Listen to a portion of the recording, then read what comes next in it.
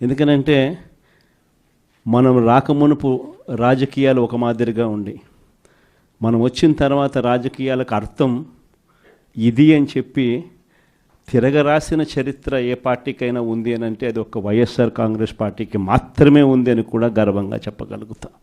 మనమంతా ప్రజల తరపున వాళ్లకు తోడుగా నిలబడాల్సిన సమయం వచ్చింది.